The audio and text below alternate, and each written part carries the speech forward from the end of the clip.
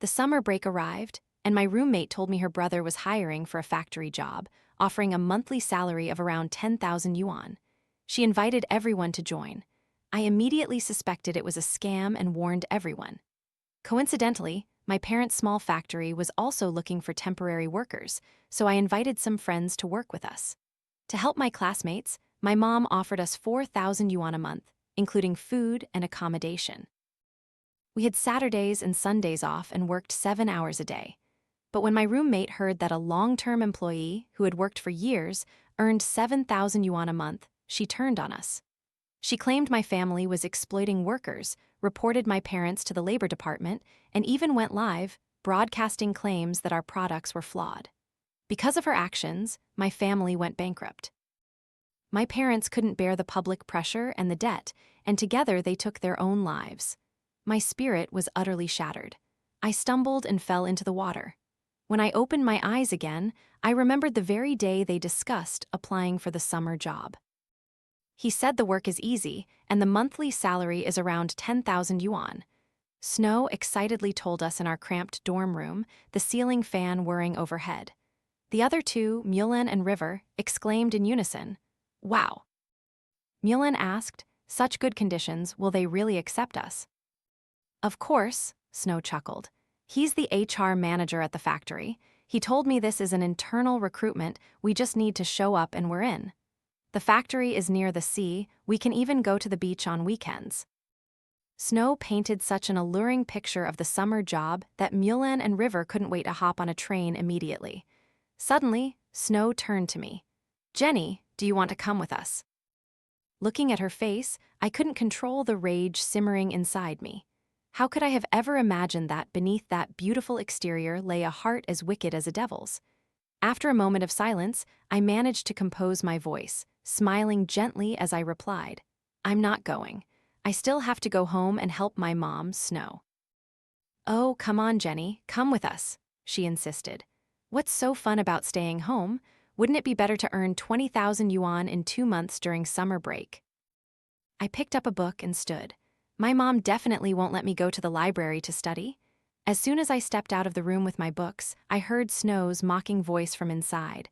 She's already so old, yet she still makes up excuses like, "My mom won't let me, my mom won't let me." What a mama's girl. The other two burst into laughter. Mulan chimed in, "If she's not coming with us, then we shouldn't ask her anyway. I hate people who spoil the mood." I walked out of the dorm building and headed to the library. The moment the cool air hit me, everything suddenly felt real. Recalling their laughter, I no longer felt afraid. Instead, I felt a strange sense of luck. I had been given a second chance at life. In my previous life, around this same time, Snow had come up with the idea of a summer job. The factory she mentioned was in my hometown. With my help there, factories usually paid long-term workers around 8,000 yuan a month, but they certainly weren't that generous with temporary summer workers. So, from the beginning, I had warned Snow that it was a scam and she'd best find another job. At that time, my family's factory was also hiring, so I asked if they wanted to work there for the summer. My parents ran a packaging workshop and they needed people for lighter tasks, all in an air-conditioned room. In my hometown, jobs like that were never hard to find workers for, but because they were my classmates, my mom offered them excellent conditions. Normally, long-term workers at my factory had 6 days off a month, worked 10 hours a day, earned 6,000 yuan plus bonuses, and received food but no accommodation. However, my mom made special arrangements for my classmates. 4,000 yuan a month, no sales pressure, 7 hours of work a day, use of mobile phones allowed, Saturdays and Sundays off, and all food and lodging provided. After I told my roommates about this, they thought about it for a while before deciding. For the first 2 weeks, we lived together quite harmoniously. After all, we had been roommates since freshman year. Snow was pretty and good with words, the dorm's room leader, and always balanced our relationships. They worked very diligently, and my mom often praised their hard work. Every day, she even gave me money to treat them to local delicacies. 2 weeks later, after hearing some ants working there mention their salaries were 7,800 yuan a month, Snow erupted. Without any regard for me, she bluntly asked my mom if she was exploiting their labor, treating them as cheap workers. When my mom explained that Snow and her friends' workload was only 1/3 of what regular workers did, Snow immediately looked skeptical. We're university students. We should definitely be paid more than those village women. This is paying for knowledge? My mom was slightly taken aback. She didn't understand what kind of knowledge packaging required, but since Snow was my classmate, she asked, "So, what do you want to do?" They adamantly demanded my mom pay them for half a month and let them quit. My mom, wanting to resolve things quickly, paid them their wages. Unexpectedly, the situation didn't improve but worsened. Before leaving, Snow told all the factory ants about the benefits my mom had given them. Temporary workers received different treatment than long-term workers. So naturally, they were unhappy and demanded my mom raise their salaries. Just as the dispute with the workers was settled, Snow started stirring up trouble again. She exaggerated and embellished the story, then posted it on the school's confession page, claiming my parents were exploiters. After her post went viral on the confession page, she made a short video and uploaded it online. Netizens offered all sorts of advice, which she followed. She even called the local labor department, police substation, and fire department. My family ran a small business. Although we hadn't violated any laws, we couldn't endure people knocking on our door every day. My mom immediately contacted her, asking if she could offer a sum of money for her to stop live streaming. By then, Snow was already benefiting from the high engagement on her live streams. She selectively edited my mom's messages and posted them online, simultaneously attacking my family and claiming our product quality was questionable. My family, which used to process goods for famous brands, was now demanded to pay enormous compensation for breach of contract. My poor parents' hair turned white overnight. Under the pressure of public opinion and the massive compensation, they both took their own lives. Just by bringing my roommate home, my family was destroyed. Especially after my parents died, I suffered an immense shock. My mental state deteriorated day by day. I drifted through life, unable to distinguish between dreams and reality. Walking by the beach, I saw my parents waving at me in the distance. Without a moment's hesitation, I walked towards them. It wasn't until the seawater filled my face that I realized with a jolt that I was drowning. But it was too late. I spent so much time lost in thought at the library that I couldn't concentrate on studying. By the time I regained my composure, the library was already closing. Back at the dorm, everyone was still chatting about the summer job. I grabbed my basin and went to shower, not wanting to get involved. Who knew, even though I wanted nothing to do with them, they insisted on dragging me in. As I was drying my hair after showering, Snow approached me. "Jenny," he said, "they need 4 people this time. I already used your ID to register, okay? You owe me 100 yuan for the registration fee." She looked so benevolent, as if she expected my gratitude, but I frowned. "Who told you to register for me without asking?" Snow froze for a few seconds, then furrowed her brows. "What's with your attitude? I was trying to be nice." I looked at her. "I already said I wasn't going. Why did you register for me? Or do you get extra commission if more people sign up?"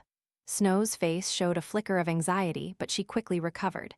She scolded me, "If you're not going, then fine. Why spread malicious rumors and falsely accuse people? My kindness is just being thrown back in my face." Our argument attracted Mulan and River. Mulan sided with Snow, glancing at me sideways. "Jenny, you're being too much. Snow saw the 3 of us going to work and thought you felt left out, so she kindly registered you. You're such an ungrateful person, biting the hand that feeds you." The other roommate, River, also defended Snow. "Yeah, Jenny, you're not friendly at all. How can you be so ungrateful for someone's kindness?" I scoffed. "Kindness? Who knows what she'll do with my identity? What if she sells it to scammers?" Our loud argument drew people from the opposite room, and soon, a crowd gathered outside our door. "Jenny, you're absolutely despicable," Snow screamed, covering her face and running out. River hastily followed. Mulan, her face cold, asked me, "So you're okay with this?" I retorted icily, "Okay with what? You've exposed my entire identity, yet you're acting like the victim. What if I get picked up by human traffickers in Myanmar?" My voice echoed throughout the dorm. The students outside had also heard about the incident. A few days prior, the school had held a seminar on fraud prevention for students, so no one found my actions unusual. They even continued discussing whether Snow was truly involved in multi-level marketing schemes. That night, Snow cried all night in the dorm. The next day, our instructor found out. When she called us in, Snow thought the three of them would have an advantage and the teacher would protect her. In front of the instructor, Snow tearfully recounted her version, claiming I had slandered her. However, after hearing my explanation, the instructor bluntly told Snow to apologize to me. It was wrong of you to use someone else's ID without their consent. If Jenny had done something similar, you could have been arrested, you know? The instructor frowned, emphasizing the seriousness of the matter. Despite her resentment, Snow finally caved in. I watched her, unable to swallow her pride or refuse, feeling a deep sense of satisfaction. The instructor dismissed me first, leaving the three of them behind to explain the dangers of being scammed during summer jobs. After that incident, Snow and I pretty much cut ties. In the dorm, the three of them isolated me, often making sarcastic remarks and speaking loudly. I recorded all their comments and went to see the school counselor. I told her that my spirit was utterly tormented by the three of them and I wanted to change dorm rooms. The counselor comforted me for a while, then hinted that changing rooms at the end of the semester would be difficult. If I truly couldn't endure it, she could cover my rent for a single room and I could move to a new dorm next semester. I knew the counselor had good intentions. Changing rooms at the end of the semester really wasn't easy. I agreed. Luckily, it was almost final exam period, and they also had to study. For the last week, although we didn't speak, we didn't cause any major issues. Final exams ended. I bought a train ticket home. When I boarded, I discovered Snow and the other two had also bought tickets in the same carriage as me, but they were sitting directly opposite me. What rotten luck, I thought. I should have been more prepared before leaving. Snow glanced at me, speaking with contempt. The other two shook their heads. Mulan said, "If I had known I'd be sharing a carriage with such filth, I would have brought a thermos of boiling water." River added, "Boiling water is good. It kills germs." Faced with their provocative attitude, I didn't dare respond. My mom had always warned me to stay out of trouble and not get involved with crazy people, or they'd drag me down to hell. My endurance and patience only emboldened them. They continued to subtly mock and ridicule me throughout the journey. When we were nearing the destination, I stood up and walked to the connection between two train cars. I clearly saw the glee on their faces. Perhaps they thought they had successfully bullied me into submission. The train arrived at the station. The three of them disembarked first. I immediately followed, pouring the boiling water from my cup directly onto them. Hearing their three screams, I shouted, "Drink some hot water and clean your heads." With that, I turned and ran. I had gone to the connection between the two train cars earlier to get the boiling water, but after such a long time, the water had cooled down completely. It couldn't have scalded them. Hearing them cry as if their hearts were breaking, I felt immensely satisfied. In my previous life, although Mulan and River weren't as cruel as Snow, they were still accomplices. Whenever Snow stood up against my mom and me, they always supported her. After all, they benefited from those incidents. After getting into a taxi, I saw the three of them emerging from the station square, then getting into a minibus with a strange man. I stayed home for 3 days. My mom couldn't help but offer to pay me to help out at the factory. Ever since I was little, I had worked at the factory during every winter and summer break, but my mom never paid me. So, after high school, I stopped going to work there. Now, my mom was just joking, yet I immediately agreed, which deeply touched her. She even gave me 300 yuan. After the tragic events of my past life, I truly understood how hard my parents had worked. I went to work at the factory, while Snow and her two friends went sightseeing. Social media was full of pictures of them traveling to different places. Below, a classmate asked, "Aren't you working anymore? Why are you always traveling?" Snow replied, "We're waiting for the paperwork to be processed. My brother said if we're not working, we might as well enjoy ourselves." Their photos showed them staying in hotels. The three of them didn't come from well-off families. Their parents were all poor workers. I wondered how long their meager subsidies would last. After working at the factory for a week, the aunties working there praised me for being a quick learner. Of course, in my past life, Snow and her group were lazy all the time. I felt guilty towards my parents, so I worked overtime every day, wanting to make up for their share. During my 1-hour lunch break, I had just lain down to sleep when my phone vibrated violently. I glanced at it. It was Snow calling. I pressed answer. "Hello, Jenny, help us." Snow's voice was choked with sobs. "We're out of money. Can we stay with you?" I frowned. "Where are you now?" Snow sounded confused. She thought I had already agreed to let them stay. After informing me, she added, "We'll move out when our factory opens again." I mumbled a noncommittal sound, then hung up and turned off my phone. Normally, they treated me like trash, but when they were in trouble, they called me Jenny, thinking I was always easily duped. I didn't turn my phone on for the entire afternoon. I thought to myself, it's been so long, they must have found someone else. Just as I was about to go to work, my mom woke me up, saying the police were looking for me. I was stunned, racking my brain for a long time, certain I hadn't committed any crimes. As soon as I stepped outside, I saw Snow and her two friends. The police officer told me, "These three say they are your classmates. They came to visit but couldn't reach you." I immediately said, "Officer, they're lying, I don't know them." The officer looked at them. Snow quickly said, "We're roommates." I countered, "I'm not close with them. Wherever they came from, please take them back home." "What are you saying, child?" My mom immediately interrupted, then looked at Snow. "Are you really Jenny's classmates?" Seeing my mom talking, Snow seized the opportunity and stepped closer to her. "Yes, Auntie, we're roommates. We came here for a summer job, but something happened and now we have nowhere to stay. Can we stay at your place, Auntie? Your house is so spacious." I said, "Mom, I'm not close with them." My mom looked at me, then told the officer she would help Snow and the others. They immediately pushed their suitcases into the house. My mom arranged a waiting room for them. Snow, with her sweet talk, charmed my mom, making her smile widely. Standing nearby, I couldn't help but find an excuse to send my mom away, then I spoke directly to the three of them. "Get out, my family isn't hosting you anymore." Snow smirked. "Jenny, are you really that cruel? The three of us are out of money right now." The brother Snow mentioned was someone she met online. After they arrived, he demanded 2,000 yuan as a deposit, claiming it was for medical checkups and work clothes. After a perfunctory health check, he told them to wait, saying he would arrange for them to return to the factory in 2 days. Initially, Snow and the other two felt relatively relaxed and wanted to play for a few more days.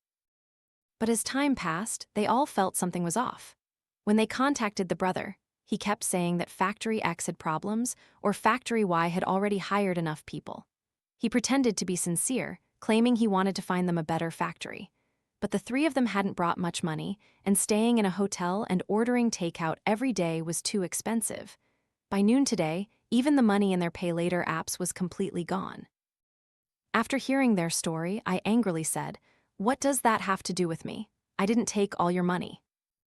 Mulan flared up. "Jenny, do you have any compassion? We're all roommates. We're in trouble and you can't even offer a little help. Is it really that difficult for you?" I nodded. "Yes, it is difficult for me. Aren't you ashamed? At school, you slandered me like that. Now, by what right should I take you in? I'm not a charity." Hearing this, their faces turned purple with rage. Mulan immediately grabbed her suitcase, looking at the other two and heading outside. "I told you earlier, she's absolutely heartless." Snow didn't want to leave and wanted to stay, but the other two, enraged by me, insisted on going. I watched them walk through the factory gate, raising my hand and waving. "Go slowly, no rush." My mom brought a basket of fruit to the factory and found no one there. She asked, "What happened to your classmates?" I took a bite of watermelon and said, "They all left." "Mom, didn't you say they ran out of money? What if something happens if they just leave like that?" I raised my eyes. "Mom, don't worry. If they can't find their way, they know to call the police. If they face danger, they've already escaped to the police station many times." The reason I kicked them out was because I was afraid my mom would soften and let them stay. The lessons from my past life were more than enough.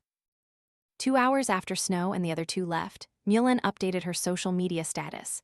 "The boat reaches the bridge and straightens itself out. Some people are truly laughable. With a personality like yours, not only will you have no friends, but you'll also be cursed by heaven."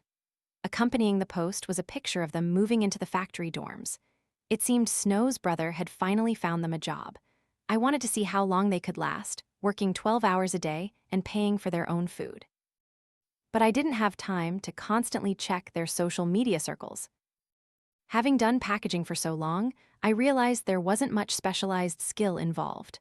So, I casually filmed a video of a faulty product, associating it with the theme of branded processed goods. It unexpectedly went viral. Many sisters and friends commented, asking for links to buy the faulty products.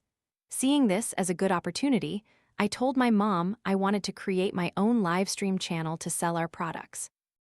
Besides processing for big brands, my family also had its own brand, though sales weren't great. The designs weren't amazing, but the quality was undeniable. Since I had been very obedient lately, my mom didn't hesitate and immediately agreed, even promising me half of the livestream income. Initially, she didn't expect it to become famous. After starting to livestream, I realized the live streaming industry was incredibly competitive. However, live streaming was easier than writing. I just left it on and answered questions if anyone asked. I sold our clothes at the lowest possible prices. After half a month of live streaming, a newly popular blogger bought our clothes, made a review video, and it gradually became a hot topic. Subsequently, my family's sales skyrocketed. Years of inventory sold out in 2 days. My mom saw the transaction volume, her mouth smiling from ear to ear. I was even happier than she was, after all, half of that money was mine. Strike while the iron is hot, I planned to expand a bit more, but the momentum quickly passed. After all, I was still a student and couldn't get a huge amount of traffic. The money I earned was enough to cover my tuition and living expenses for 3 years. At this point, it was less than half a month before the new school year began. My mom felt sorry for me and invited me to go out and relax, but I still preferred sleeping at home to going out. While checking the school bulletin board, I saw a post. "Help! My roommate and I were scammed by a brokerage firm. We are currently at the Bayou Electronics factory in City 20. This factory exploits labor, treats students like prisoners, and takes our phones. One of my roommates has been tortured to the point of losing her mind. Is anyone here who can help us call the police?" Seeing this post, my eyes narrowed. My intuition told me this post was related to Snow's group, because in my past life, she had also used the phrase, exploiting labor, to describe my factory. I was about to comment and inquire when I refreshed and saw the post had disappeared. I immediately contacted the confession page administrator to ask what had happened. 20 minutes later, the administrator replied. An anonymous student messaged me less than 3 minutes after I posted that article. She messaged me saying she sent it by mistake because she lost a game of truth or dare and asked me to delete it. Although the admin said that, I continued to search online for information about the electronics factory. However, I couldn't find any evidence of its existence. I thought it might just be a malicious prank.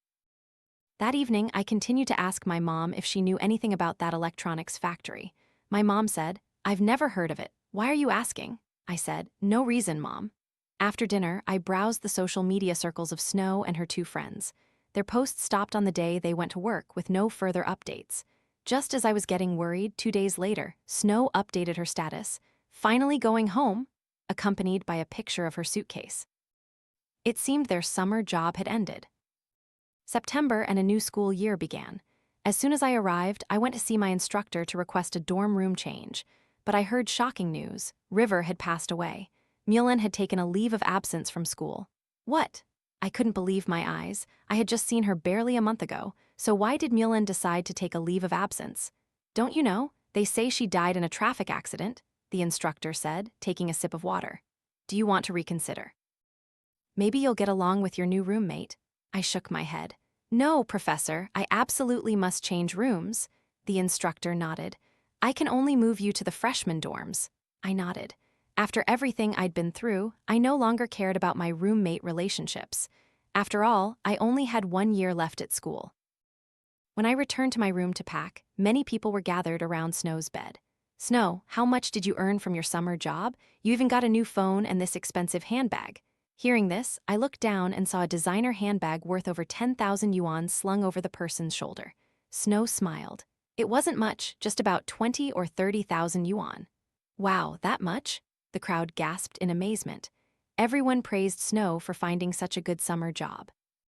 They even asked her to take them along next time. Snow seemed utterly delighted by the compliments, repeatedly saying, "Definitely, definitely." I started packing my belongings. Perhaps the sound of my packing was quite loud, attracting the attention of one of them.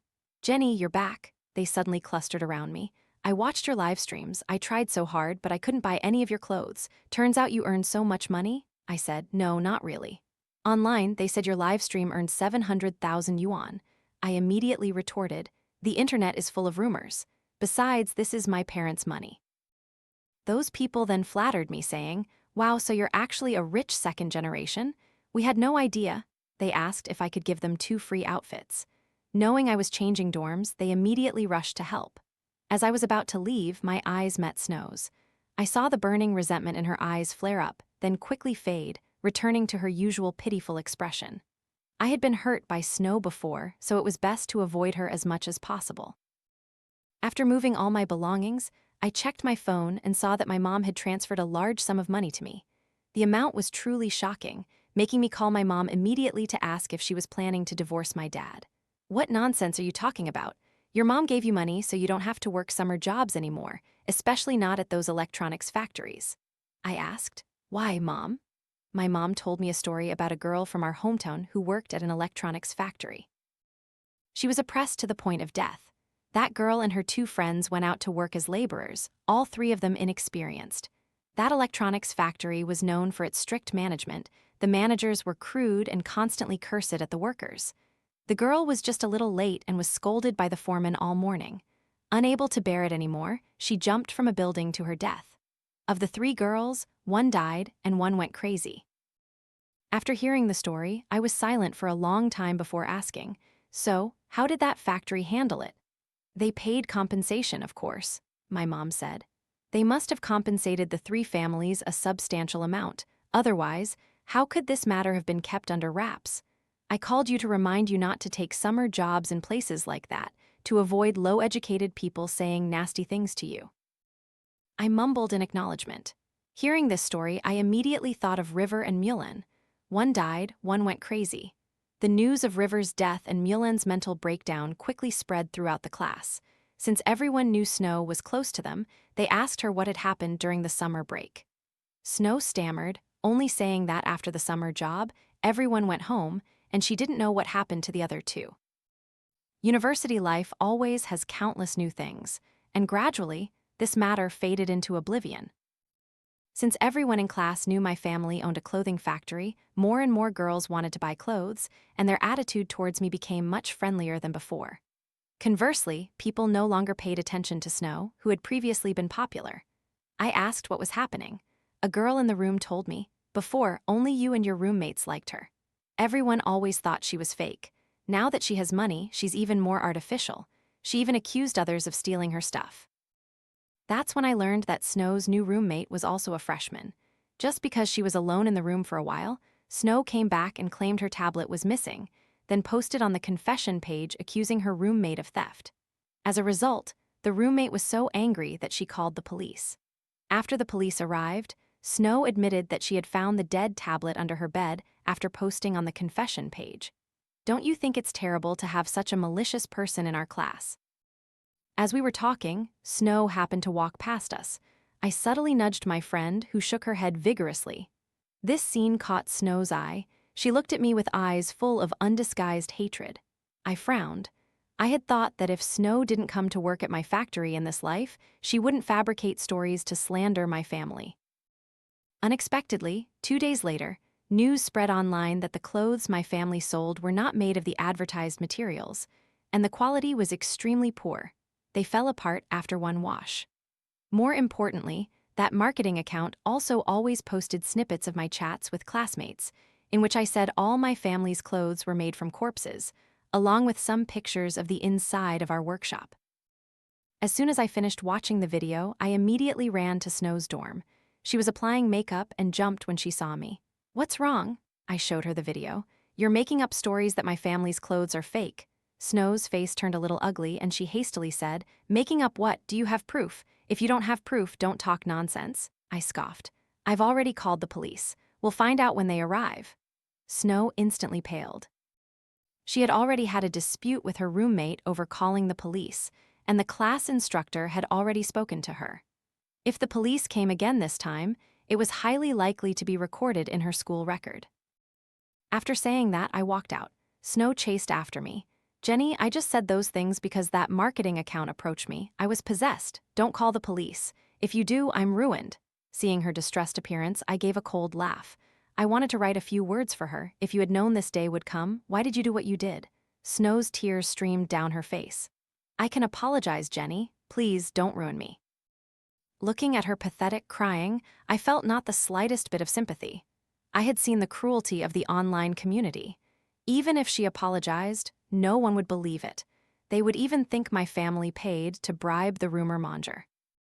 Seeing that I was unmoved, Snow said, "Don't you care about our friendship at all? I was deceived by someone, I was just helping them out." "Jenny, doesn't your conscience bother you?" I asked her. "Doesn't asterisk your conscience bother you?" "Snow, does human flesh bun taste good?" My words made Snow freeze. I asked her, "Why didn't you speak up to protect River?" Snow's reaction made me realize that my mom's story about the summer job was actually about Snow's group. Her pupils suddenly dilated. "How did you know?" I said. "If you don't want people to know, don't do it. How exactly did River die?"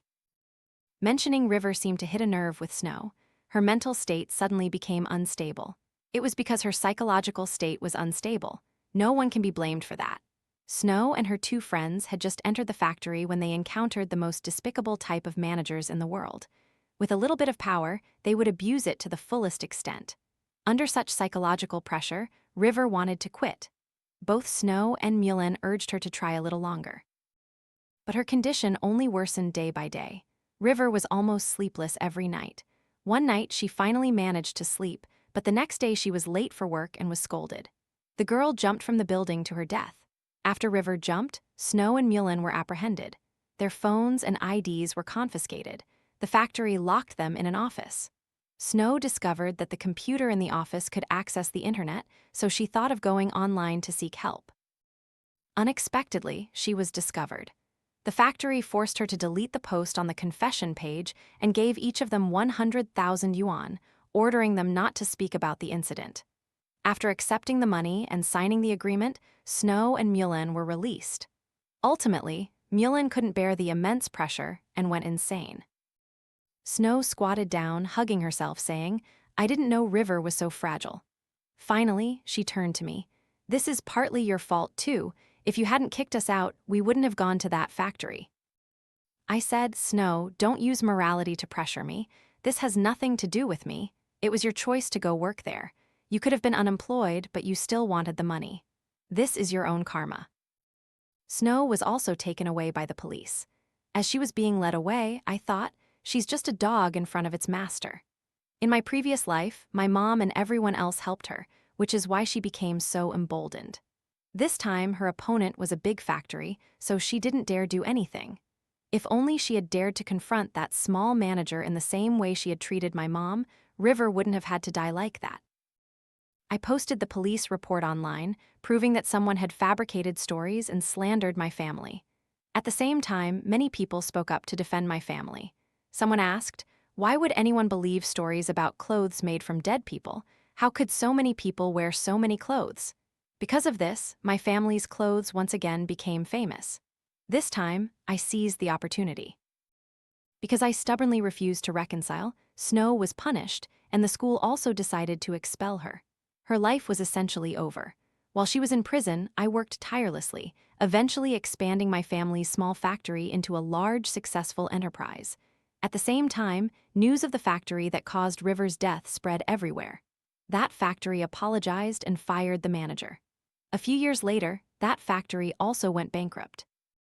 My parents also retired, and I became a renowned businesswoman in my hometown. At this point, I no longer feared Snow's revenge. As long as you become strong yourself, everything else will fall into place. Moreover, Snow was the type to bully the weak. I heard news about Snow after she was released from prison at a class reunion. They said she was living a very happy life with her husband, having 4 children. She was only in her early 30s, but looked like she was in her 40s. Her formerly pure appearance was gone. Recently, she was diagnosed with cancer and went around borrowing money from many classmates. Hearing these tidbits of news, I just forced a smile. After all, compared to my situation in my previous life, this was already much, much better.